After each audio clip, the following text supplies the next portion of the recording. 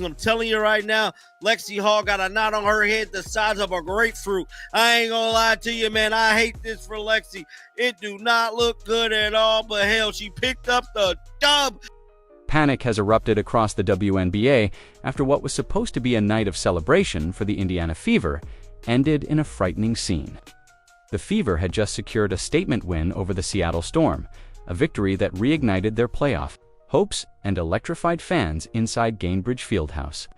But the joy quickly turned into silence when Lexi Hall went down after a violent collision under the basket. What looked at first like a routine clash spiraled into something far more alarming. Hull's face swelled rapidly, leaving teammates, coaches, and fans stunned as medical staff rushed to her aid. She was later hospitalized for evaluation, sparking fears that the injury could be more serious than initially believed. In a season already marked by adversity, this latest setback raises urgent questions for the Fever, the league, and the safety of its players. And the fallout is only just beginning. She definitely had a collision, and she suffered a head injury. She had a huge knot on her head. The Indiana Fever walked into their matchup against the Seattle Storm with their backs against the wall. Playoff hopes had been dangling by a thread, and fans across the league had already started labeling their postseason chances as nothing more than a fantasy. But on this night, the Fever flipped that narrative on its head. From the opening tip, they brought energy, focus, and a determination that had been questioned all season long. The atmosphere inside Gainbridge Fieldhouse wasn't just another game day, it was Caitlyn Clark Day, with fans wearing special shirts, carrying signs, and chanting her name even though she wasn't suited up.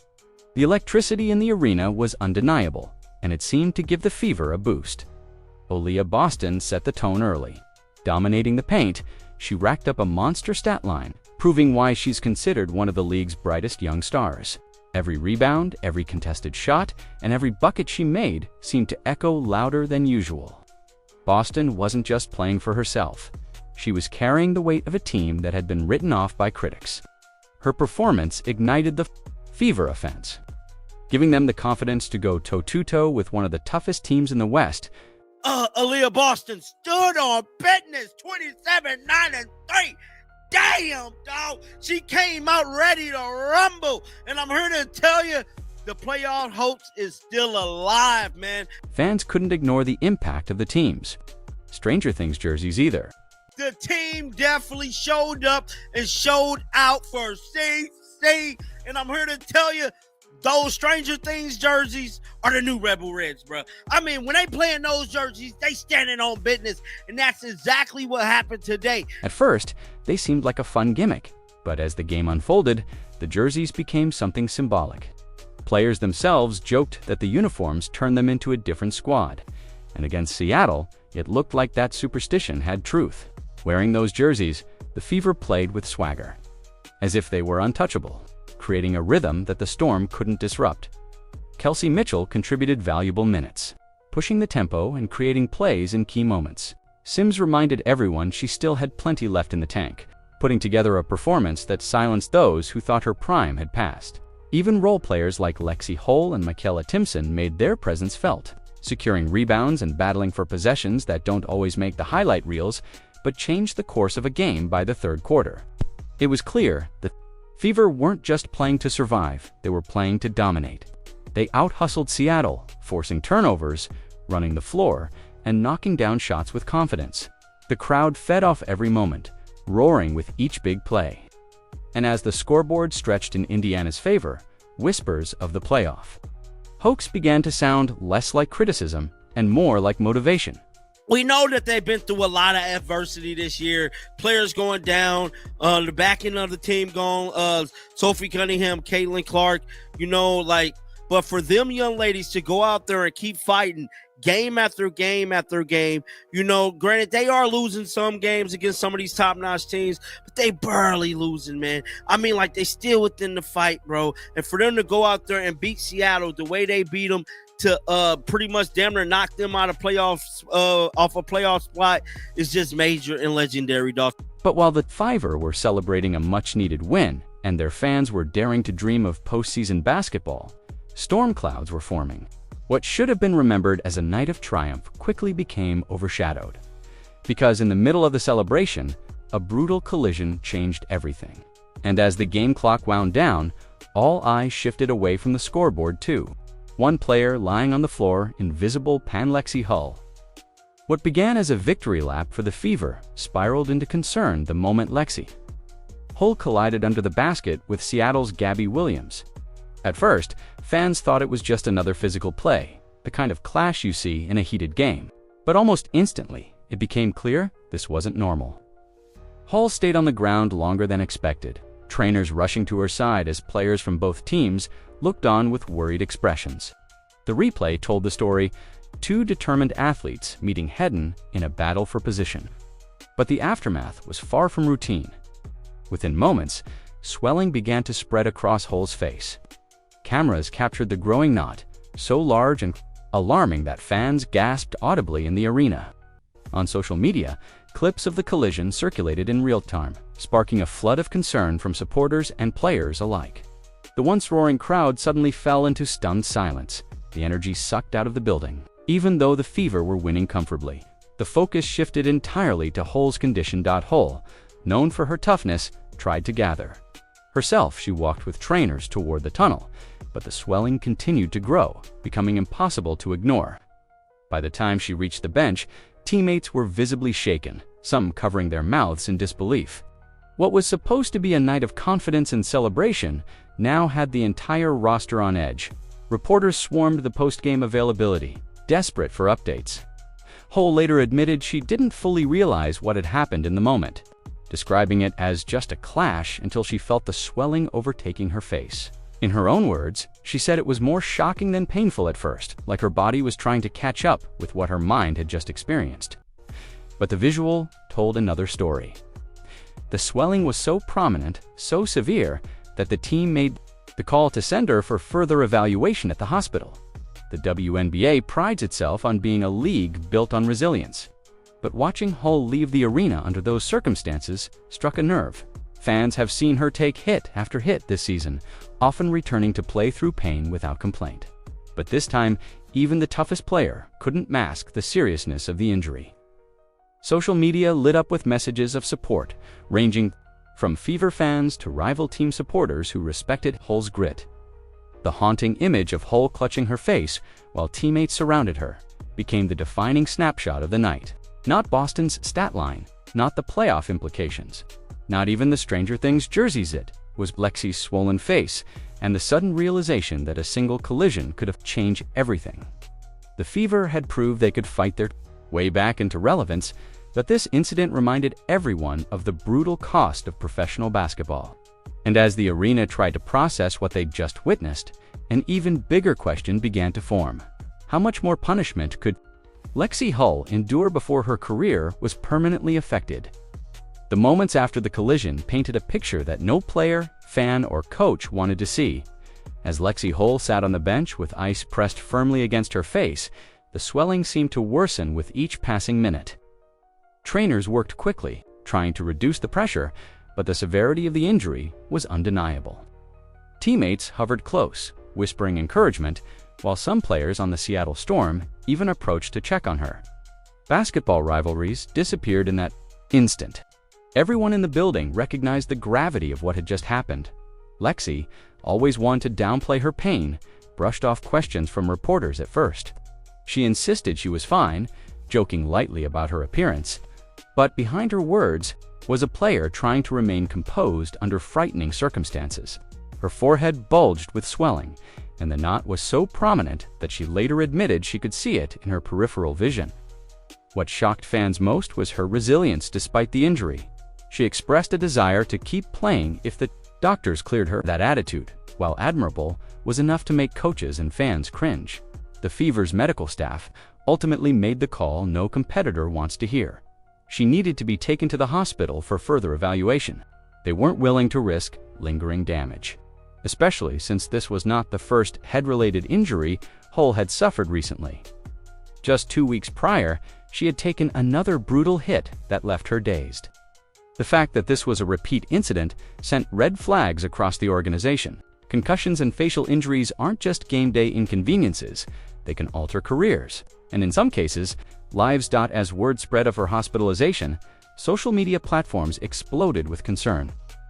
Fans flooded the Fever's official pages with prayers, encouragement, and demands for the league to take stronger measures to protect players. Clips of the collision were replayed endlessly, with analysts debating whether it was simply unlucky or part of a larger problem with physical play going unchecked in the WNBA for a league desperately trying to grow its audience. These kinds of frightening visuals became a double-edged sword. They drew attention but also raised questions about player safety. The Fever's locker room, normally buzzing after a big win, was instead somber. Aaliyah Boston, who had been the hero of the game with her dominant stat line, admitted that celebrating the victory felt strange with Hull in the hospital. Odyssey Sims, whose own veteran performance had sparked joy earlier in the night, shook her head during interviews, saying moments like this remind everyone how fragile the game really is. Even head coach Stephanie White avoided talking much about strategy, choosing instead to focus on Hull's toughness and the hope that she'd recover quickly in the end. The Fever got the win on paper, but emotionally, they left the court feeling shaken. The reality was inescapable. Their fight for the playoffs might now come at the cost of one of their grittiest players. And as news trickled in from the hospital, everyone braced for what the doctors would reveal next. Inside the Fever's locker room, the atmosphere could not have been more different from the energy that carried them to victory on the court. Instead of music blaring and laughter filling the room, there was an uneasy silence. Players moved slowly, some still replaying the moment of Lexi Hall's collision in their minds. For many of them, the win felt hollow. It wasn't just about basketball anymore. It was about one of their own being rushed to the hospital in obvious pain. Aaliyah Boston, who had dominated the game with her commanding presence in the paint, admitted in interviews that her focus shifted the second Hull went down. She described trying to stay locked in for the team, but confessed that every time she glanced at the bench, her heart sank, seeing Hull icing her swollen face. "We fight together, we celebrate together, and we hurt together," Boston said, her words echoing the bond the Fever have built this season through adversity. Odyssey Sims, the veteran guard who had played one of her best games in years, was equally shaken. She called Hull the embodiment of toughness and resilience, pointing out how rare it is to see a player go down twice in 2 weeks with such brutal head collisions and still want to get back on the floor. "That's who she is," Sims said, "but sometimes we gotta protect Lexi from herself." Her comment hinted at a deeper concern. Hull's willingness to play through pain might be doing more damage than good in the long run. Kelsey Mitchell, often tasked with being the emotional leader of the squad, was visibly emotional. She admitted to reporters that the locker room was in shock, with several players fighting back tears. Mitchell emphasized how much Hull means to the team, not just as a role player who hustles for rebounds or knocks down shots when needed, but as a glue player who sets the tone with her energy and determination. "She does all the little things that don't show up on the stat sheet," Mitchell said, "and when she's hurting, we all feel it." Even Stephanie White, a coach often criticized for her rigid rotations and questionable adjustments, took a softer approach in the aftermath. Instead of focusing on tactics or celebrating the win, she spoke almost entirely about Hull. She praised her mental toughness, calling her a warrior, and reassured the media that the medical staff was taking every precaution. Yet, her tone carried worry, as if she knew that losing Hull for any extended period would be more than a minor setback. It could disrupt the fragile chemistry that had just started to click. Meanwhile, social media amplified the emotions felt. Inside the locker room, teammates posted photos and stories, sending messages of love and strength to Hull. Fans across the league chimed in, creating a wave of support that showed how respected Hull is beyond Indiana. But beneath the well-wishes lingered a hard truth. The Fever may have won the game, but they were now staring at a deeper challenge: how to move forward with uncertainty hanging over one of their toughest players. And while the players rallied around their fallen teammate, another storm was brewing. Criticism of Stephanie White's coaching decisions, which many believed may have contributed to this dangerous situation. For all the praise Stephanie White received after the Fever's upset win against Seattle, her coaching decisions once again found themselves at the center of controversy. Critics were quick to point out that Lexi Hall, who had already endured A head collision just weeks prior was still logging heavy minutes in an intensely physical game. To some, it raised the question, was White managing her players responsibly, or was she gambling with their health in pursuit of a desperate playoff push? The narrative around White has been a roller coaster this season. Some nights she appears to have a strong grasp on rotations and strategy, putting her young roster in position to compete with playoff-caliber opponents. Other nights she looks hesitant, sticking to rigid lineups and forcing players into situations that don't highlight their strengths. Against the Storm, her decisions sparked fresh debate. On one hand, the Fever played one of their most inspired games of the season.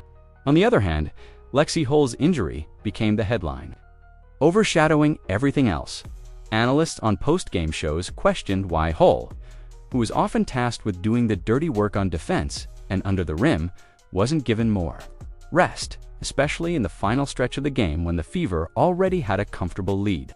With Caitlyn Clark still sidelined, White leaned heavily on Hull to provide hustle and grit, but at what cost? When the collision happened, it reinforced the narrative that White's coaching sometimes prioritizes short-term gains over long-term player safety.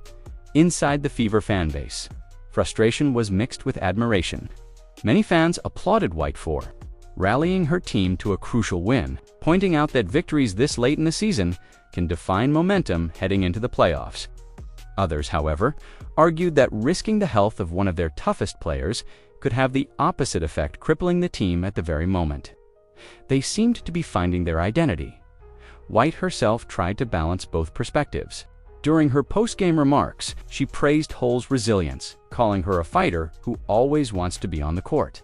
But she also acknowledged the responsibility of protecting players from themselves. Still, her comments did little to silence critics who believe she has been too reactive instead of proactive in managing this roster. The timing of Hull's hospitalization has only heightened that scrutiny. The irony is hard to ignore.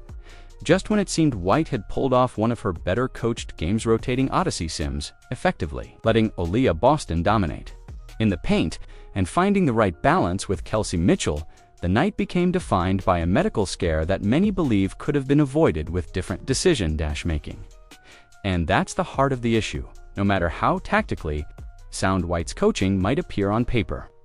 The perception that she risks her players unnecessarily continues to dog her reputation.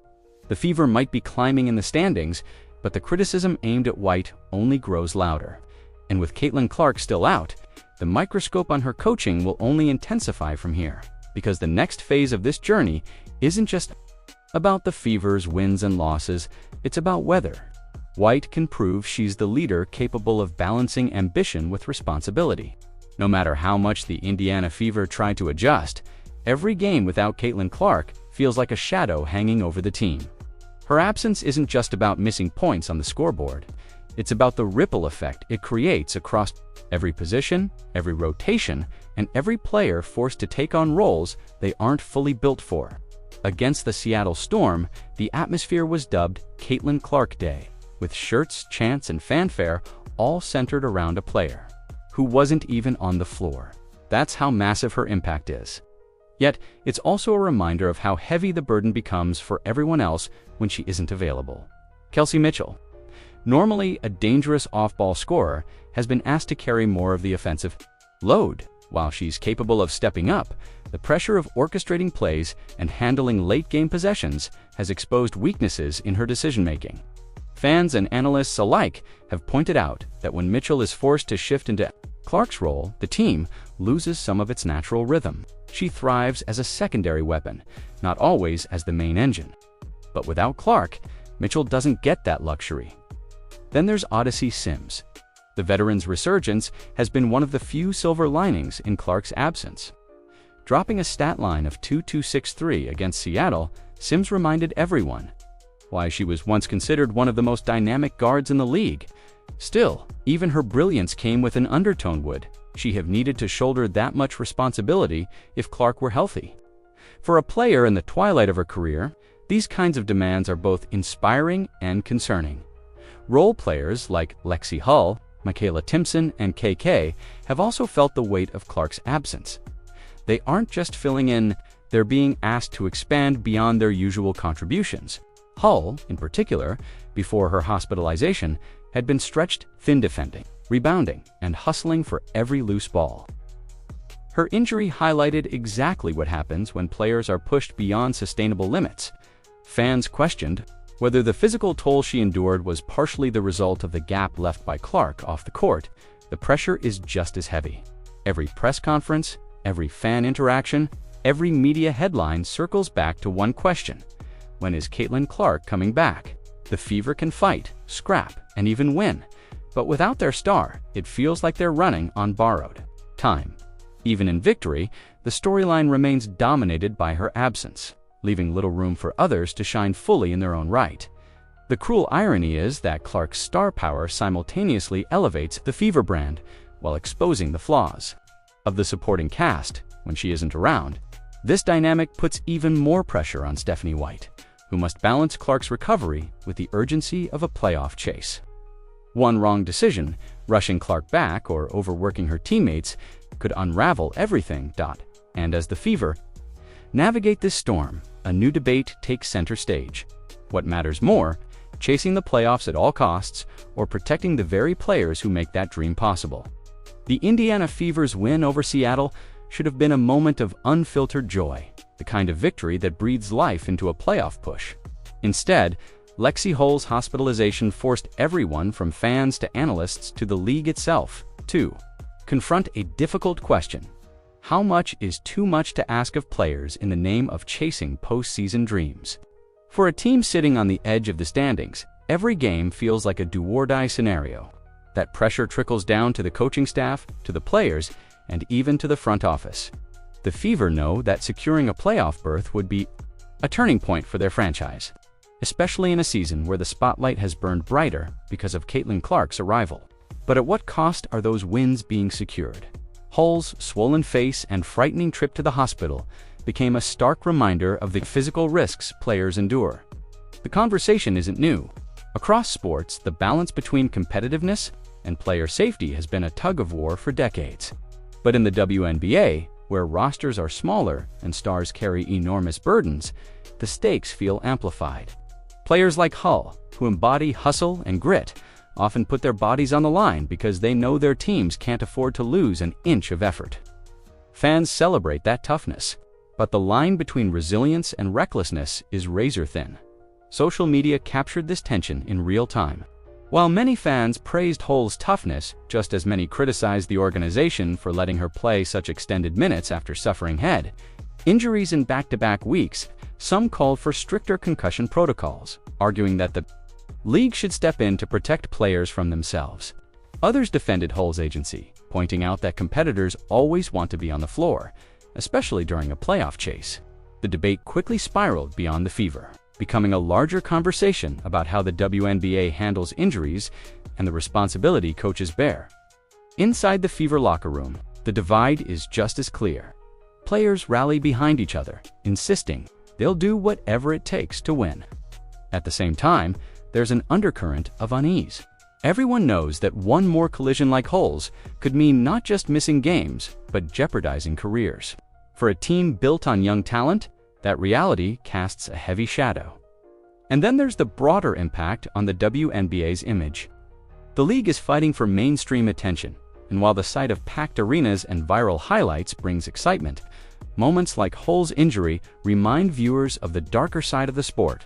The fear is that the Fever's playoff push will be remembered not for triumph, but for the sacrifices players were forced to make. This is the dilemma now facing the Fever. Keep pressing forward at full throttle in pursuit of the postseason, or step back and risk losing momentum by prioritizing rest and recovery. Either choice carries consequences, and with the standings tightening, the Fever's decision will not only define their season, but could shape the conversation around player welfare in the WNBA for years to come. As the dust settled from the Fever's dramatic win and Lexi Hull's sudden hospitalization, the conversation quickly shifted from the scoreboard to something much bigger: the WNBA's image, a league that has been pushing hard for growth. Visibility and legitimacy suddenly found itself dealing with optics that it could not control. Instead of headlines celebrating Aaliyah Boston's dominance or Odyssey Sims' resurgence, national attention zeroed in on viral clips of Hull's swollen face. The frightening image wasn't just a moment of concern, It was a symbol of how fragile the league's progress can feel when player safety becomes a glaring question. Fans across social media were quick to voice their anger, and not just at the Fever. Many directed criticism squarely at the league itself. "Where are the protections?" became the refrain. Supporters demanded to know why stricter concussion and injury protocols weren't already in place, why athletes had to rely on their own toughness instead of a system designed to protect them. For a league eager to present itself as the future of women's sports, the backlash was a stark reminder that optics cut both ways. Fans rally to moments of inspiration, but they also revolt when players seem endangered. The league office now faces a balancing act. On one hand, it needs stars like Caitlyn Clark, Aaliyah Boston, and yes, even role players like Lexi Hall to keep building momentum. These players represent the grit and talent that draw in new audiences. On the other hand, the WNBA can't afford to be seen as careless with its athletes. With media coverage finally broadening, every incident is magnified. If the story becomes one of exploitation rather than empowerment, years of progress could be undercut. Inside Fever Nation, the fan base was split.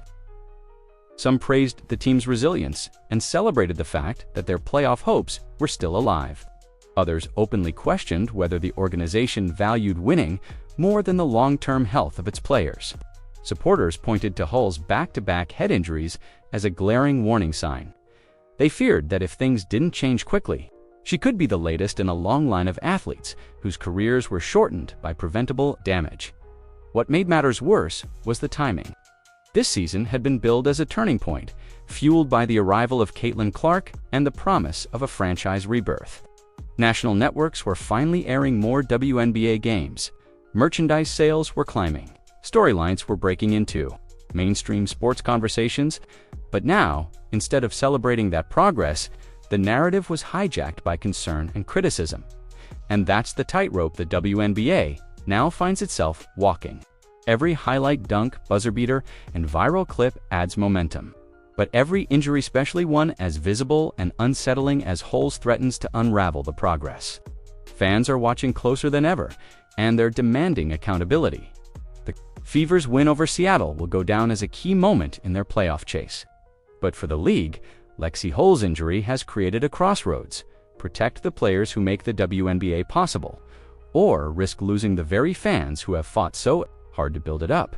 The Indiana Fever's victory over the Seattle Storm should have been remembered as a night of triumph, a moment that reignited playoff hopes and brought fans back to life. Instead, it became defined by the sight of Lexi Hull leaving the court. With her face swollen and her health in question, her hospitalization turned celebration into fear, reminding everyone that behind the jerseys and the highlights are athletes putting their bodies on the line every night. For the Fever, the challenge is no longer just about chasing wins, it's about protecting their players while keeping momentum alive.